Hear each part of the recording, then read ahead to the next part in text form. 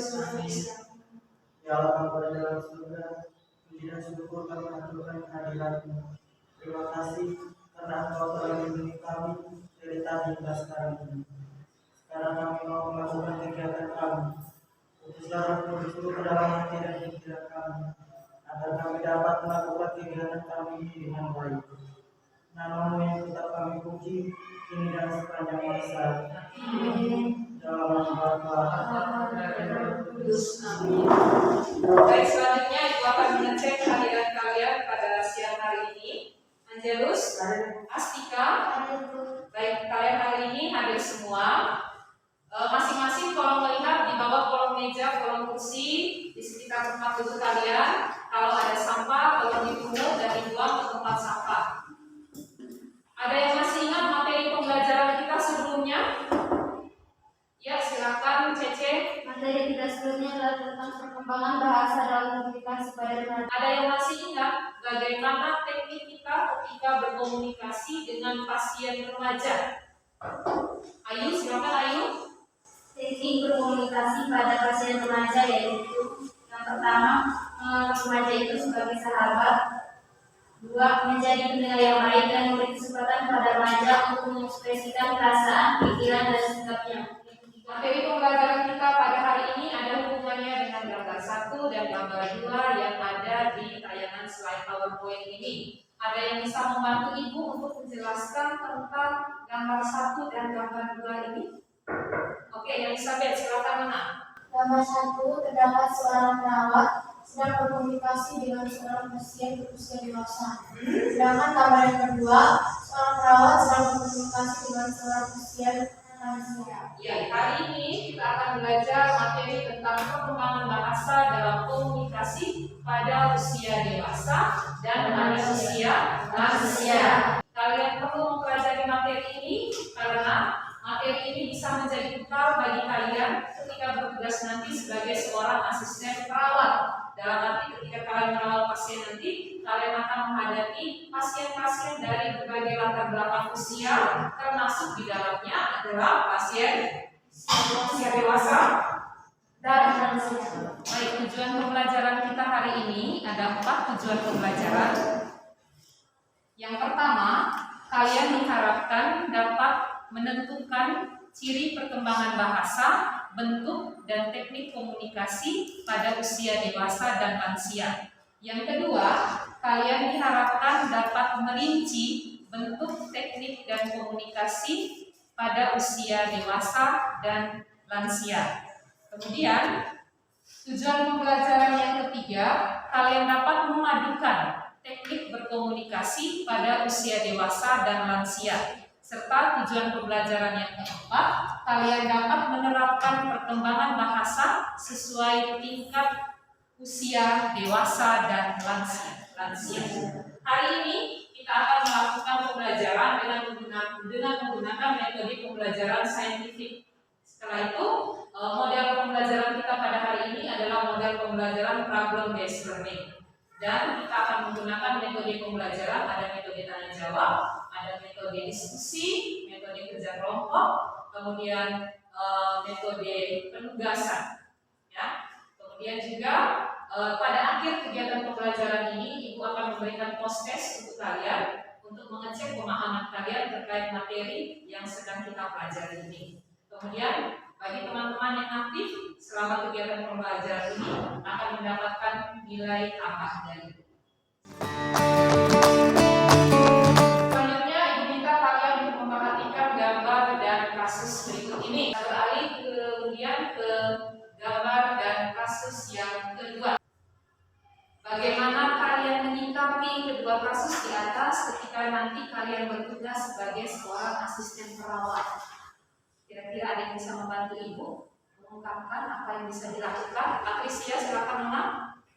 Sebagai seorang asisten perawat, kita harus bisa menerima pasien apa adanya, merawatnya dengan penuh kesabaran dan ikhlas. Kalian Ibu akan bagi di dalam kelompok. Ada 3 kelompok yang akan dibentuk nanti. Kalian silakan akan bergabung di dalam kelompok kalian. Oleh karena itu Ibu ini kalian hitung mulai dari 1 sampai 3 dimulai dari Anjay. Silakan kalian membentuk kelompok. Baik, seperti yang LKPD-nya, Ibu bagikan LKPD. LKPD-nya nanti akan dikerjakan setelah kalian selesai mengamati video dan mendengarkan penjelasan dari Ibu. Ya. Ibu rasa kalian pasti pernah berinteraksi dengan pasien yang usia dewasa dan pasien yang usianya lansia. Nah, bagaimanakah saat kalian berkomunikasi dengan pasien usia dewasa dan dengan pasien usia lansia? Bagaimana? Kalau berkomunikasi dengan orang dewasa itu komunikasinya lebih seru, lebih mudah dipahami. Terus kalau sedangkan berkomunikasi dengan usia lansia, kita harus penuh dengan kesabaran dalam pertanyaan. Ya, ciri perkembangan bahasa pada usia dewasa yang pertama itu semakin mahirnya individu dalam menggunakan bahasa verbal maupun non-verbal ketika berkomunikasi dengan orang lain. Artinya apa? Bahasa yang mereka gunakan itu tidak hanya bahasa secara verbal, tetapi juga secara bahasa non-verbal. Kemudian ciri perkembangan bahasa yang kedua pada usia dewasa adalah menunjukkan pemahaman terhadap apa yang disampaikan oleh orang lain. Artinya orang dewasa itu, kalau kita berkomunikasi dengan orang dewasa itu, mereka lebih cepat paham. Ya, apa yang kita sampaikan, apa yang kita komunikasikan itu orang dewasa. Selanjutnya ini ciri perkembangan bahasa pada lansia. Ya, jadi tadi yang teman-teman sampaikan bahwa lansia itu dia mengalami perubahan dalam dirinya, baik secara fisik maupun secara non-fisik. Berikutnya bentuk komunikasi ya pada pasien dewasa dengan lansia, yaitu bentuk komunikasinya adalah komunikasi verbal dan komunikasi non-verbal. Oke, berikutnya Ibu akan putarkan sebuah video. Bagaimana komunikasi dengan usia dewasa dan lansia dapat dilakukan? Adakah cara spesifik yang harus diterapkan saat berkomunikasi dengan usia dewasa dan lansia? Sebagai bagian dari memberi layanan asuhan keperawatan kepada pasien dewasa dan lansia, kita harus mampu memahami cara berkomunikasi yang tepat dengan mempertimbangkan ciri perkembangan bahasa pada usia dewasa dan proses menua yang dialami lansia. Selanjutnya, suasana komunikasi seperti apakah yang bisa membuat orang dewasa dan lansia merasa nyaman saat berkomunikasi? Upayakan untuk menciptakan suasana hormat menghormati, saling menghargai, saling percaya dan terbuka saat berkomunikasi dengan kelompok usia dewasa dan lansia. Mari kita lihat bersama penerapan teknik komunikasi sesuai tingkat perkembangan usia dewasa dan lansia. Teknik komunikasi yang harus diterapkan secara khusus saat berkomunikasi dengan kelompok usia dewasa adalah penyampaian pesan secara langsung kepada penerima tanpa perantara, saling mempengaruhi dan dipengaruhi, dalam arti harus ada keseimbangan saat berkomunikasi antara asisten perawat dengan pasien dewasa, melakukan komunikasi secara timbal balik secara langsung untuk meminimalkan kesalahan persepsi, komunikasi secara berkesinambungan, tidak statis dan bersifat dinamis. Ketika berkomunikasi dengan lansia, perlu dilakukan pendekatan komunikasi terapeutik sebagai berikut: pendekatan fisik, pendekatan psikologis, pendekatan sosial, pendekatan spiritual. Teknik komunikasi dengan lansia meliputi teknik asertif, responsif, fokus, suportif, verifikasi, sabar, dan ikhlas. Berikutnya silakan kalian mengerjakan LKPD.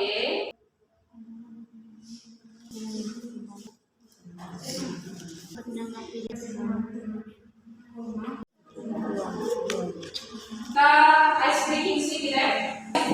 Permainan kita hari ini adalah tentang ular, cacing, gajah, dan semut. Cacing kecil. Oke, semut. Kita lanjut berikutnya ke presentasi. Kami akan mempresentasikan nomor 1, fakta menarik apa saja yang kalian temukan dalam video yang dibagikan kepada temanmu dan orang banyak. Fakta menariknya adalah bagaimana kita harus mampu memahami cara berkomunikasi yang tepat dengan menggunakan teknik-teknik pada usia dewasa dan lansia. Contoh teknik-teknik pada usia dewasa adalah yang pertama, penyampaian pesan secara langsung kepada penerima tanpa prasyarat. Yang kedua, saling mempengaruhi dan dipengaruhi. Dan yang ketiga, melakukan komunikasi secara timbal balik, komunikasi secara berkesinambungan, tidak statis dan bersifat dinamis. Contoh teknik-teknik pada lansia, teknik asertif, responsif, fokus, sportif, klarifikasi, serta menggunakan kesabaran dan keikhlasan. Coba kalian jelaskan tentang teknik komunikasi suportif pada lansia. Teknik komunikasi sportif, teknik memberikan dukungan, kestabilan emosi pada pelayanan lansia, misalnya tersenyum dan mengangguk saat lansia mengungkapkan perasaannya. Buahnya ini memberikan beberapa tanggapan, memberikan penguatan terkait hasil diskusi kalian, ya. Dan dijelaskan oleh kelompok, artinya penyampaian pesan dilakukan secara langsung tanpa ada perantara. Kemudian ditambahkan oleh kelompok satu tadi, kita supaya pasien bisa mengatasi masalahnya adalah kita memberikan motivasi kepada pasien. Berikutnya kesimpulan, gerakan ya. Baik, berdasarkan kesimpulan dari materi yang telah kita pelajari hari ini adalah bagaimana kita sebagai calon asisten keperawatan ketika menerima seorang pasien itu kita harus bisa menguasai ciri-ciri perkembangan dalam berkomunikasi dengan dewasa, orang tua, dan berkomunikasi secara melakukan berkomunikasi secara verbal dan non verbal, suasana dalam berkomunikasi, serta dengan teknik-teknik yang digunakan dalam komunikasi usia dewasa dan lansia. Oke, ayo kita menambahkan kesimpulan. Jadi ibu menambahkan untuk kesimpulan dari kegiatan pembelajaran kita pada hari ini kita ada belajar 3 hal. Yang pertama, ciri perkembangan bahasa pada orang dewasa dan lansia. Di mana pada orang dewasa itu ciri perkembangan bahasanya adalah mereka semakin mahir dalam menggunakan bahasa baik secara verbal maupun non verbal. Kemudian orang dewasa itu lebih cepat memberikan pemahaman terhadap apa yang dibicarakan atau yang disampaikan. Kemudian yang kedua terkait dengan bentuk komunikasi. Untuk komunikasi pada orang dewasa dan lansia itu ada 2, ada komunikasi secara verbal dan komunikasi secara non verbal. Kemudian yang ketiga tentang teknik berkomunikasi. Ketika berkomunikasi dengan orang dewasa, kita bisa menggunakan teknik yang pertama menyampaikan informasi datang secara langsung. Kemudian yang kedua kita bisa memberikan motivasi kepada mereka untuk melakukan perubahan perilaku. Sedangkan untuk teknik berkomunikasi dengan pasien lansia dilakukan dengan teknik asertif, artinya menerima pasien kita apa adanya. Yang kedua teknik responsif, ya, artinya kita segera memberikan respon ketika lansia itu merasakan sesuatu, menanyakan apa yang dia rasakan. Kemudian yang ketiga itu adalah teknik suportif, artinya memberikan dukungan kepada lansia. Kemudian ada teknik klarifikasi, ya, dan yang terakhir kita harus sabar dan ikhlas ketika berhadapan dengan pasien lansia. Oke, semua catatan-catatannya boleh ditutup, silakan disimpan di dalam tas masing-masing.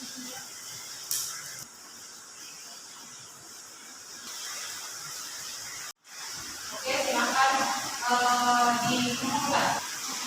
Oke, mari. Refleksi dari kegiatan pembelajaran kita pada hari ini. Ya, Chelsea silakan.